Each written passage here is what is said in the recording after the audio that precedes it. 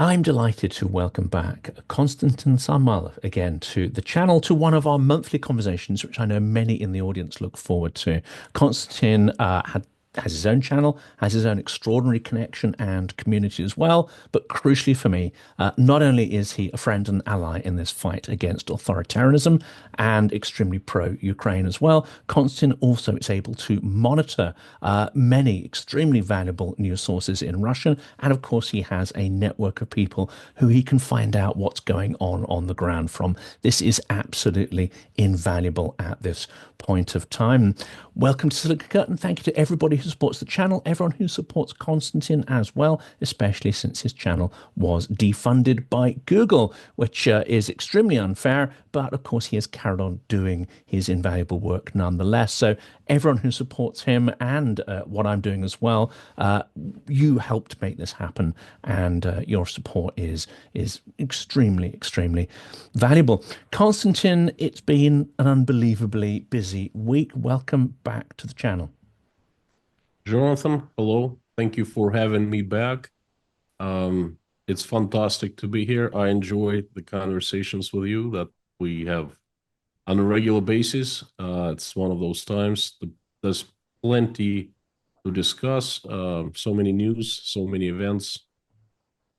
So I let's think do now, it. even if nothing was happening in the world, we'd find interesting things to talk about. But unfortunately, there is an awful lot happening, and after several days of kind of ignoring the calls for a ceasefire and the proposal that was put forward, and the sort of roller coaster, because of course, last time I had a conversation, it was actually during the Oval Office kind of catastrophe, but it took a couple of days. That was turned round.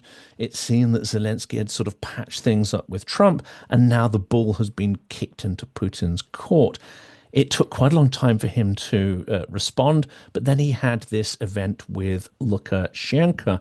What did you make of that? Did we learn anything new, anything interesting, or anything different from that? Um, I learned one new thing, very interesting for me.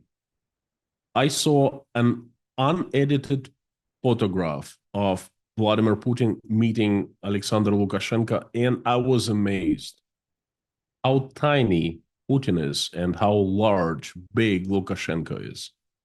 It's a huge guy, huge size wise, and Putin is tiny compared to him. Okay.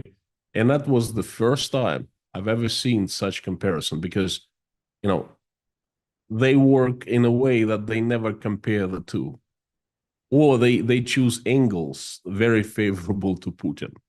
So to me, it was the biggest, most interesting thing.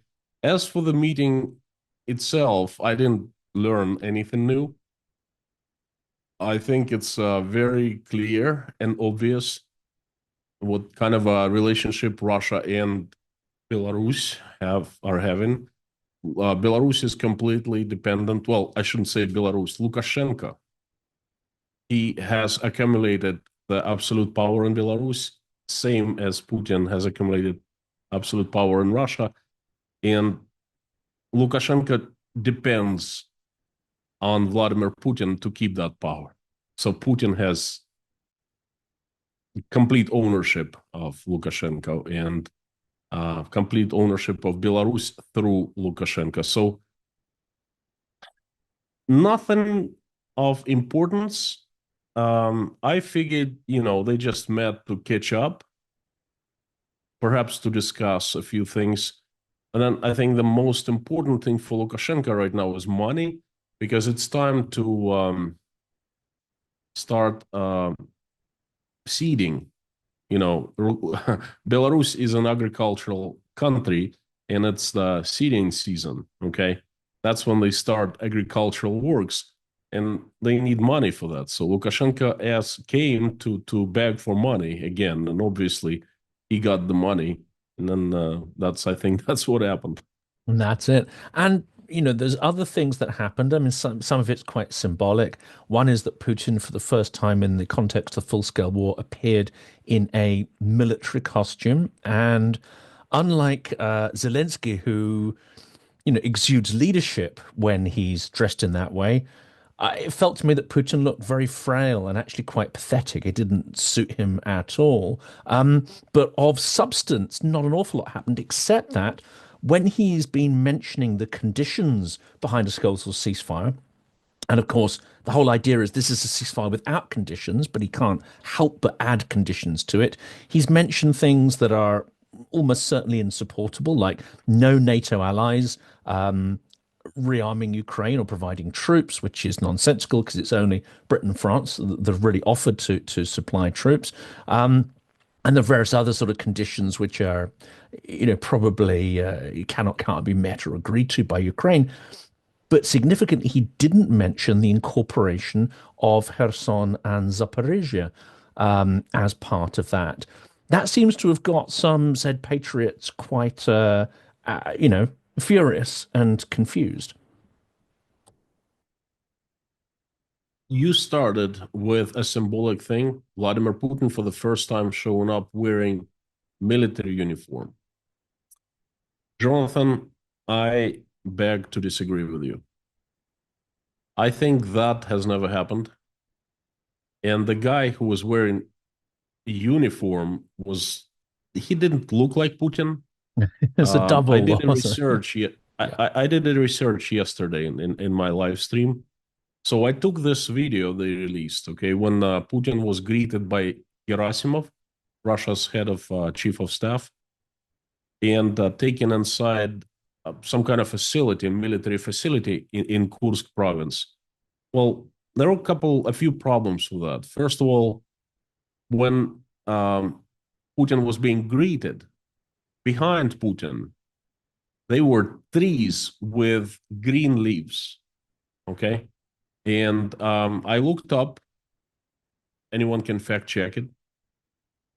At the day of their meeting, the air temperature in Kursk was -7 degrees Celsius, 19 degrees Fahrenheit. Okay. And I know the region quite well because I was born and grew up in the southern city of Rostov-on-Don. That's located about 500 kilometers straight south of Kursk. Okay. And I know when spring comes to Rostov every year, and that is the trees turn green, that is late April. And in Kursk, it's probably mid-May and now mid-March. So they kind of made a mistake by 2 months. Okay, that's number one. And number two, that man who actually he didn't even look like Putin. There was an old man that resembled Putin, but they didn't do a good job, putting the right man in front of the camera. And he was wearing not a military uniform, but a uniform of a security guard from food store that cost $17, yet can be bought at any specialized store in Russia. Okay, I mean, would commander in chief wear something like that? He considers himself the mightiest person in the world. I mean, did you see that uniform? It just it looked it clearly didn't fit him. It looked very cheap. It wasn't made for his body frame. It was extraordinary. But that was the real Gerasimov, wasn't it? Sort of, scurrying behind him. Again, where is Gerasimov now? We haven't heard from Gerasimov for a long time. Where is he now? And then what? Let's take all those things and put them aside. Okay, there's one thing that is absolute clear sign it wasn't Putin. The governor of Kursk region, Hinstein, completely ignored Putin's visit. Do you know what happens when the czar comes to any province? The governor is right there, waiting with bread and salt. Okay, running around the czar, trying to be in front of his eyes Of course. as for as long as possible, trying to talk to him, trying to be trying to be the host. That's crucially important for any governor. And Kinstein he's out there somewhere talking to people in the fields, He ignores, he does not release a statement, he does not meet so-called Putin at the airport, whatever, not the airport, at the facility. It tells me that it was not Putin. It was not Putin. Just doesn't So smell right for a number of doesn't different. doesn't Yeah. doesn't smell. The whole thing is just, and it could have been a message right in front of everyone's eyes, saying, "Look, we're placing this old guy, but this is some kind of like message to perhaps a, another power group in Russia." But that's also, I'm going into conspiracy right now. So Yes. You have to so I wonder, was cock up or conspiracy. It's going to be right, one of right. the two. So Uh, you asked about the Z Patriots, mm, how are they are taking this situation. Well, it's been very unclear, very confusing for everyone, including not just Z Patriots, but including the propaganda, the top dogs, Solovyov, Simonyan, the RT, and so forth. Um, it seems like people who form the narrative, they also hesitate give the narrative to the propaganda. Okay, so either they are hesitating or they are doing it with a certain lag, because usually it happens quickly. Something happens, in a few hours. Usually 6 hours, it's a window where you can see what Z Patriots really think. They start speaking kind of their mind. Well, and then official propaganda usually is silent. And then as soon as they get the narrative, they turn on and start pumping out disinformation or whatever, the narrative. But it's been really odd in the last 3 weeks. They don't know what to do. They say things that contradict today, and tomorrow it turns out that it contradicts what Putin says and does. Okay. And I think everyone is hesitant. At first, there was a general outrage when Putin started talking to America, started inviting American companies to to invest in Russia, and I saw quite a lot of outrage. And then Russian propaganda turned around, and the Solovyov and the likes, the big dogs, they started supporting Putin, saying, "No, whoever is against peace, we need peace at any price. Whoever is against peace is enemy of Russia. And if it's a Z patriot, we don't care. That's an enemy of Russia." And last couple of weeks, confusion because things change so fast, and I think everyone kind of pulls back a little bit. They just afraid that things will change, and whatever they say today might be held against them in the future, tomorrow, next week, and so forth. So, you made a fascinating video, which I wanted to bring up. And I think you made the argument that Putin, whatever ceasefire he may be seeking, and, we've talked about the collapsing economy for a long time. And of course, it has only got worse and worse. So there are some arguments of why he might need a ceasefire, even if he doesn't want one.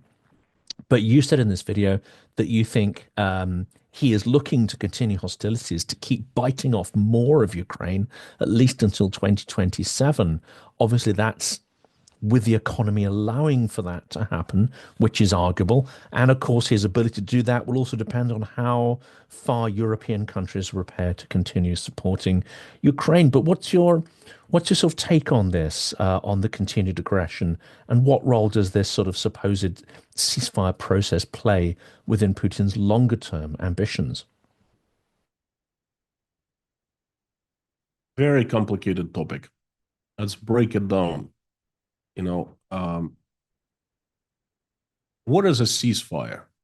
It's when both sides stop fighting, period. Okay, ceasefire for 30 days, both sides come together and say, agree on stop fighting for 30 days. So, unconditionally, right? That's a ceasefire.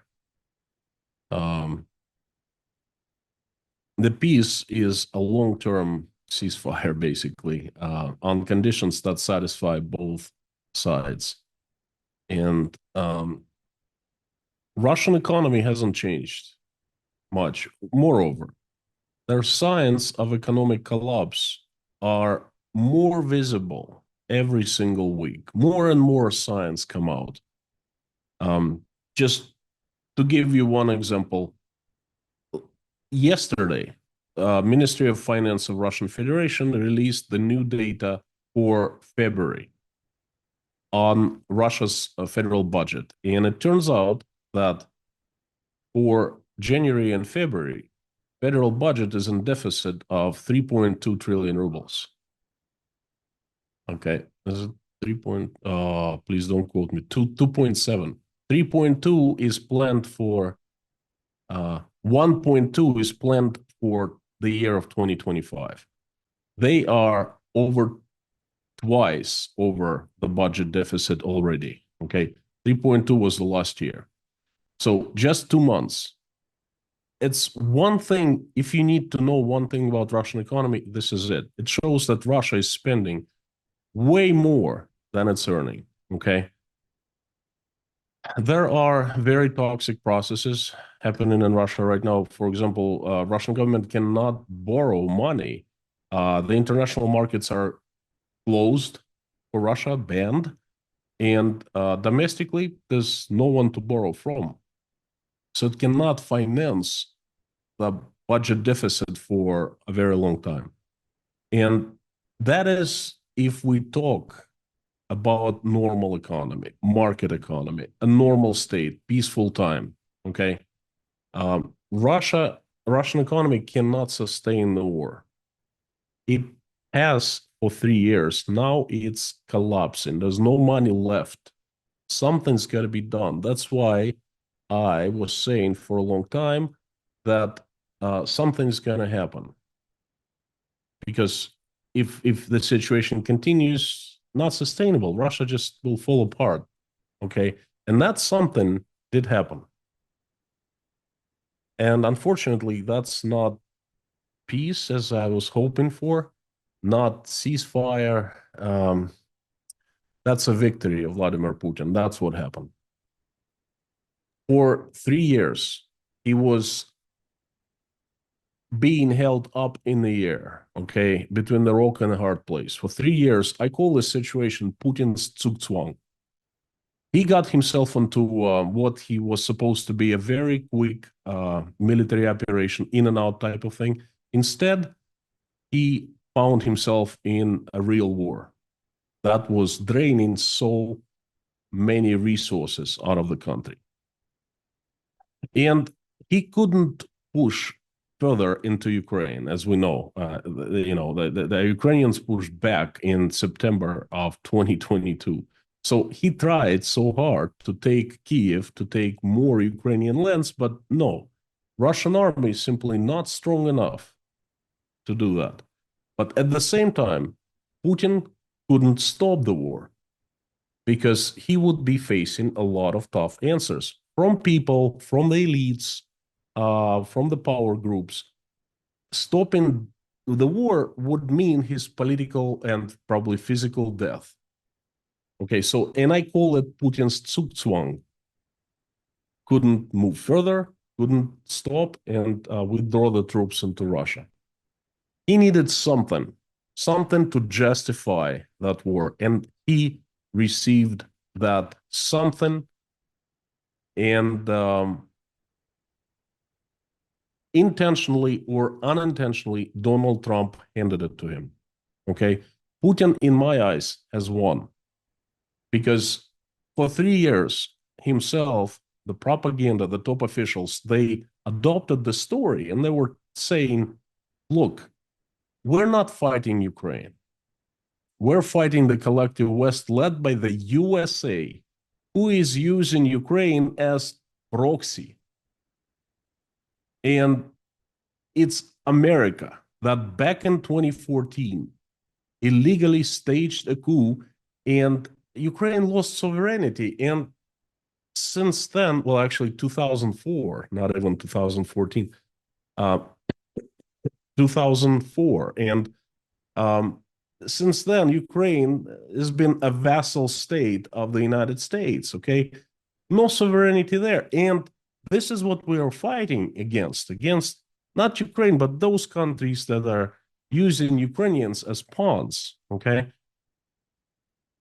and now Putin has this event that happened in the White House. Number one, that Zelensky was basically kicked out. Hey, let's be honest here. Humiliated, Uh, abused. Yeah, absolutely. yeah, Yeah. abused and insulted and kicked out of the White House. That's number one. Then immediately after, the United States suspended all military aid to Ukraine, and Russia was able to strike a huge blow by its missiles. Okay, and without intelligence information, Ukrainians couldn't defend the air so effectively as before. And number three, Ukrainians withdrew from Kursk. Okay, that is victory. Three conditions Mm. of victory. Now Putin has this, and There's a fourth, he Konstantin. There's a fourth one because what's that?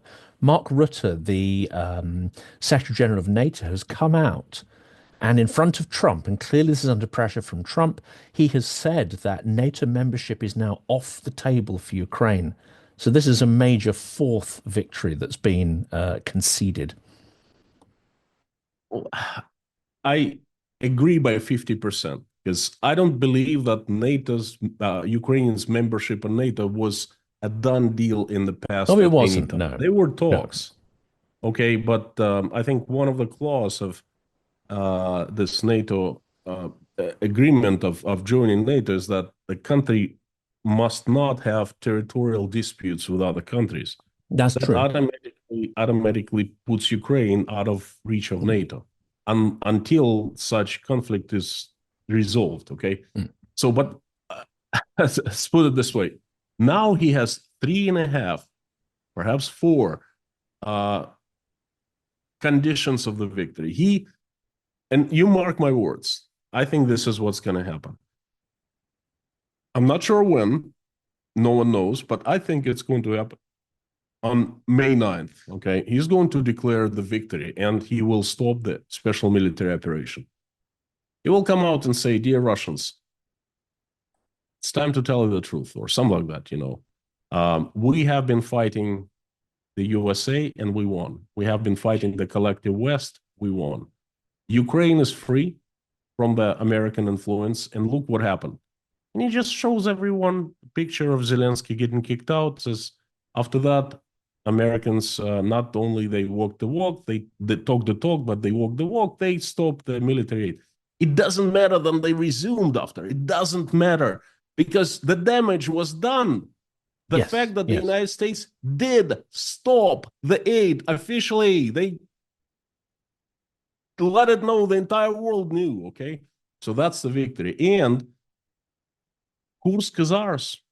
Right after the USA stopped the military aid, stopped backing Ukraine, look, it wasn't Ukrainians we were fighting in Kursk, and turns out it's the Americans by through our proxy Ukrainians. So they withdrew, and or we were able to fight them, whatever he's going to say. But that's basically, I think that's the idea of his message, and he's going to end the special military operation in its current form. That's Instead, important, though, will isn't it? come That's so up with important. Yeah. something else. And that's what it gets interesting. Okay.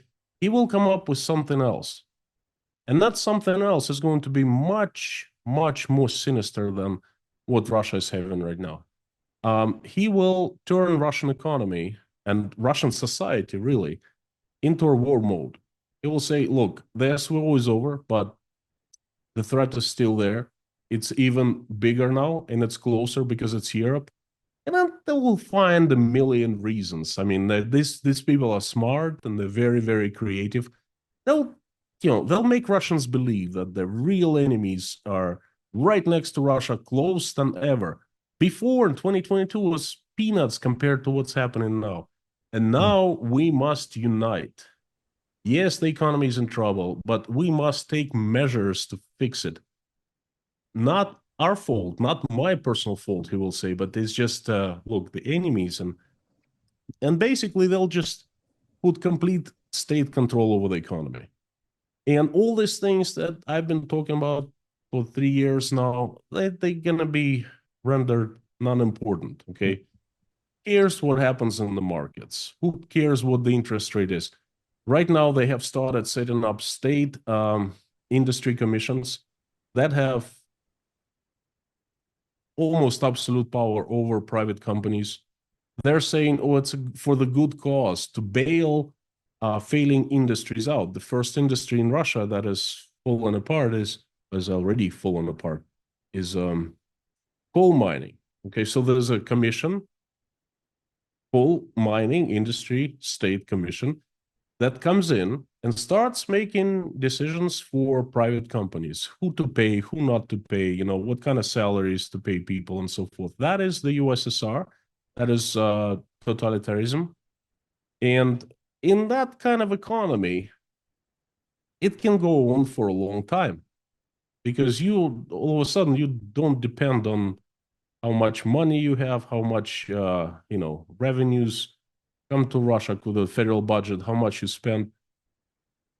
Just like in the USSR, you know, they ruled the economy through GOSPLAN, the Ministry of Finance, and that's it.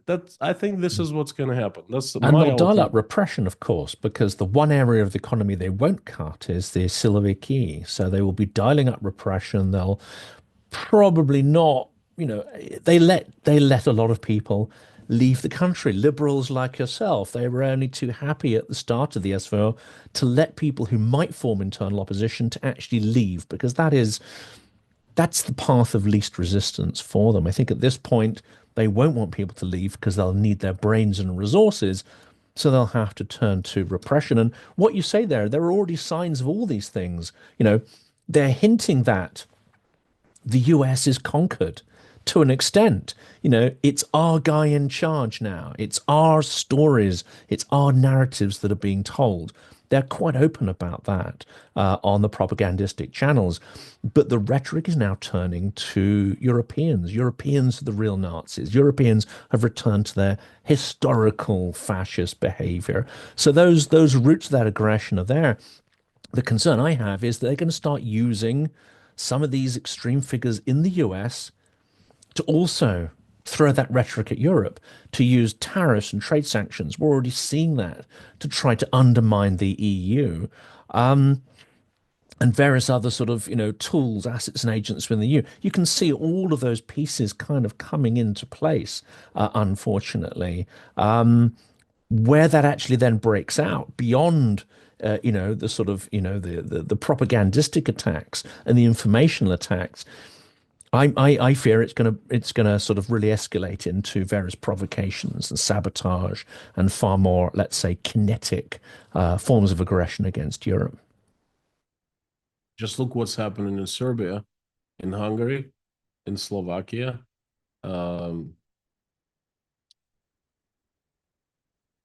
Putin has finally stepped onto the ground that he knows quite well, and he knows how to play on that ground. Okay, he was thrown off his turf, his ground, a couple years ago.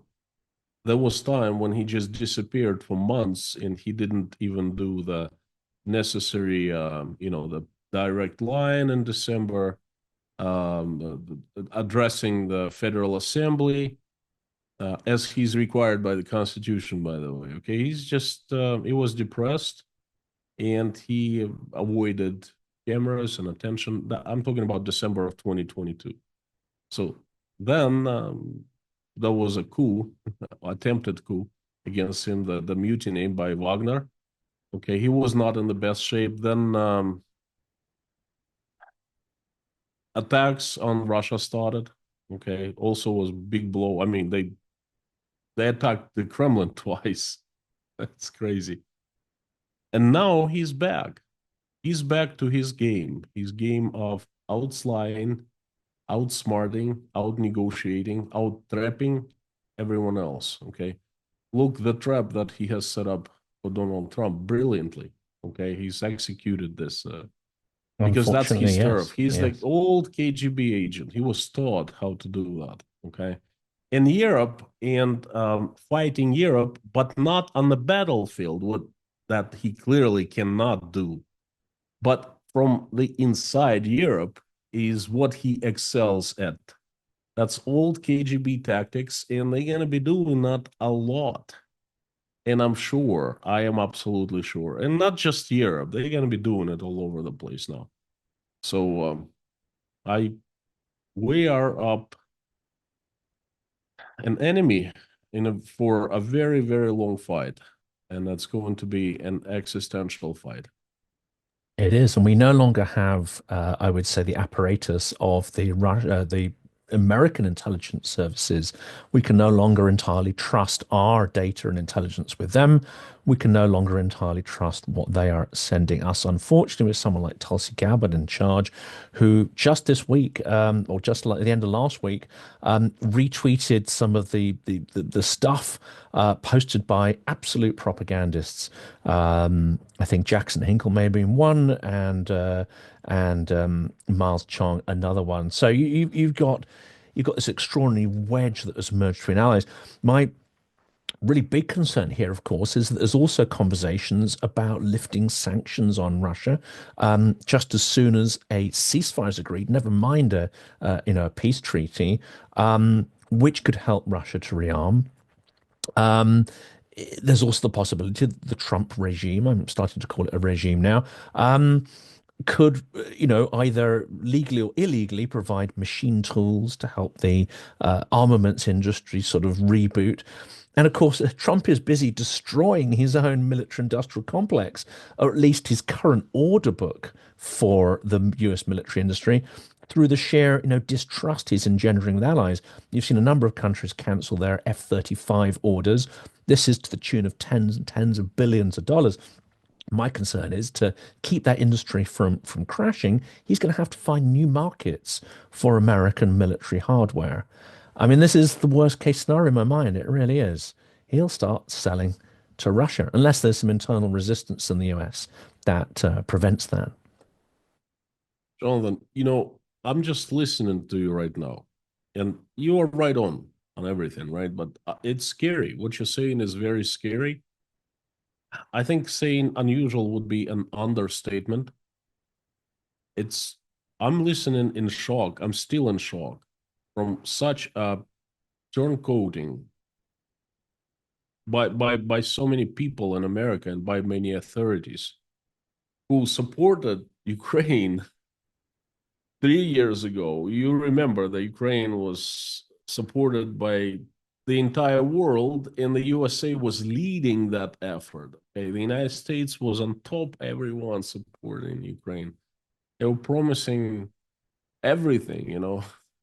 And some people, Marco Rubio, I remember quite clearly what he said. I actually have his quotes from 2022 and 2023, and he was very sober at the time. And he said the truth. He said Russia is the aggressor, Putin is the aggressor, Putin is responsible. He said things that are obvious. And now he's saying things are different, completely different. In many Americans, not just the 30s, regular people, they're saying it's not our war any longer. We don't want to pay for Ukraine. Like if they paid a lot, okay, not much. They were paying to their own companies that they were producing weapons, sending to Ukraine. But they're acting as the entire war was financed from the Ukrainian side by the USA, which is absolutely crazy. So this is scary. I mean, you are saying that there's a possibility of the United States supplying to weapons or means how to produce weapons to Russia. That is a possibility. Jonathan, 3 months ago, if we were talking, would that be possible?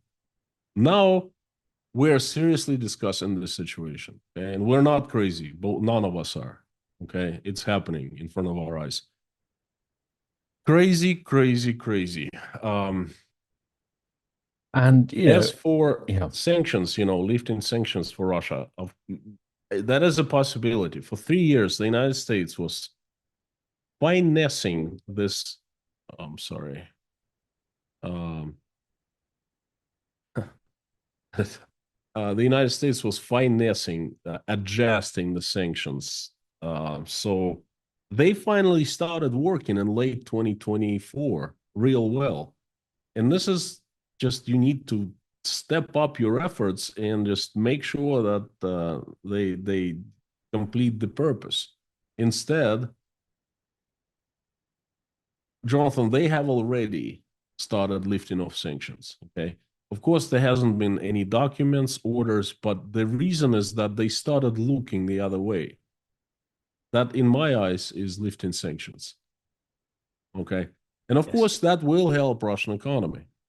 Now it's facing another threat, a big one, lowering, declining oil prices. But if the United States does not enforce sanctions, if it keeps on looking the other way, guess what happens? Others will start buying from Russia and paying Russia. The Indians have already started. The Chinese have already started. Those tankers we talked about the last time, the Chinese just simply did not accept Russian oil, and the tankers were just sailing there around along the Chinese border. Now, according to my information, two tankers are in China unloading. Um, Sanctions haven't been lifted, but Americans simply started looking the other way, closing their eyes. And it's And this is what ironic, isn't it? happens. Because supposedly the strategy, or at least the strategy for the media and the public, is we're going to get close to Russia because China's the real threat. But in lifting, not formally, but as you say, informally, these secondary sanctions or the threat of secondary sanctions, of course, Trump is aiding the Chinese economy as well at the same time. He does. He does. He's aiding the Chinese economy. He's aiding Russian economy. I it's really hard to understand what he's doing. Very inconsistent, very transactional. Um, he contradicts himself often. Um, I don't think it's a strategy because could be a strategy of dealing with other countries. I think it's his nature. I think that's who Donald Trump is. He's And he's also just hinted being at, Donald Trump. we don't know this as a fact, but of course he often will hint at things or he'll even just throw things into his speeches and people will kind of ignore them. But he has hinted a number of times at conversations with Vladimir Putin, not just as sort of one-off or the sort of public visit, let's say in Helsinki that he had during his first administration. There are sort of hints that he may actually regularly converse with Putin. And as you say, Putin's role in the KGB was to manipulate people, was to get them to do things you want them to understand their psychology, and to be to that person what they want you to be. I mean, it's not what he is. He's not your friend. He's not this. He's not that. He's an arch manipulator and very good at that human psychological coercion. If he is regularly speaking to Trump and these calls are off the record, it is quite possible that he is able to manip- manipulate Trump's point of view. So, yes, it's not strategic, but he may be pushed in a certain direction to do certain things. And of course, there are things that Trump have come out and said which could easily have been scripted in the Kremlin. When he said, Ukrainians are surrounded in Kursk, there's going to be a huge, massacre. That wasn't true. I mean, yes, they were forced to withdraw from Kursk. They lost some equipment, but he is, amplifying blatant disinformation directly from the Kremlin. It is also rumored that Elon Musk may also be a frequent confidant of Vladimir Putin. That is just a rumor. I'm not saying it's a fact. There's no corroborating evidence there, but it is something I've heard hinted at as well. I don't believe he, has any connection to with the Kremlin. Um, I I simply can't see what kind of people say. Well, they have some compromise, some they're blackmailing Trump. They have something bad on him. Like what? He's visited Russia a few times, the Soviet Union for the first time. What? Um, they paid him money. I doubt that an American multimillionaire would accept money to spy, to become a traitor and spy against his country. Um, they're saying, well, they caught him with perhaps, prostitutes in Moscow. What on his last trip? I mean, that's Come very on. likely, but that isn't necessarily going to damage him. I mean, he had a scandal with a porn Yes, star, and that Stormy didn't cause him Daniels. didn't cause him any That's problems. look. He was proud of the story with the Stormy Daniels, how he paid her, and then his attorney, contacted and correct me if I'm wrong, but she signed NDA, Yes, and then she broke it, and then Donald Trump was suing her, and that was not a problem. no He problem. would have Didn't said, damage "Yes, his I did that. ratings. So Yeah. what? So what?" And you know what? That nothing would have happened. His reputation wouldn't have been damaged. Okay, so I don't think that they're blackmailing him. I think he's doing it based on his past judgments, I guess. Mhm. But he's a very transactional guy, and he's surrounded by different people. And what I think is possible is that those people could fall under influence and not necessarily, be paid by the KGB, but it works in different ways. Perhaps they have some friends who they trust, who are influenced, and they give them ideas. And then they pass to Donald Trump, and then Donald Trump thinks it's his ideas and then translates and so forth. But I'm sure that's part I of do it. I'm not sure believe that that is. Yeah. he has any connection with the Kremlin, okay? He's also easy to manipulate. So yeah, I think injecting these narratives either directly into him or into his circle is not such a difficult thing to do, in fact. And I think there's a lot of that clearly going on. I mean, whether we ever find out about the detail or not, that's a different matter. Well, That's the thing. We can't find out. no. You can't. And there's all these conversations about what would happen if Putin doesn't agree to a ceasefire, if he invades Sumy Oblast, which is one of the rumors going around, or if he just sort of refuses to go along with it. I think this is all highly speculative. So we'll let events take their course. My last question for today is going to be really summarizing what you've said here, because there may be a ceasefire, there may even be some form of proto peace deal that comes about. But it seems to me that Putin's regime cannot survive war at this scale, but it also cannot survive peace either. As you say, it needs to be militarized. It needs further repression to just hold that regime together. So what should we be looking out for there in terms of, economic behaviors and indeed, increasing repression potentially? A few things. I expect a few things. First, he announces the big change of direction for Russia. And I expect it's going to be some kind of a quasi-military state, not quite North Korea, but not Russia. It is right now, perhaps somewhere in the middle. That's number one. Number two, he will have to have a small war. For example, you know, people in the front lines in Ukraine, um, just not trying to push much with minimum losses, minimal losses perhaps, but in a state of war, in a state of military conflict somewhere. He cannot afford those million men experienced, armed with traumas, with mental problems to come back to Russia. That's going to be a huge threat to his power. We That's number two. Number three, he needs to keep the economy going, and current state of things, it's collapsing. Okay, it can last for a few months, but it'd be done by the end of this year. So he needs to change the rules of the game. What he will do, well, I don't know the details, but I think he will exert more control over the economy, over private businesses, over people's bank deposits, over he will give authorities more power to influence economic activities.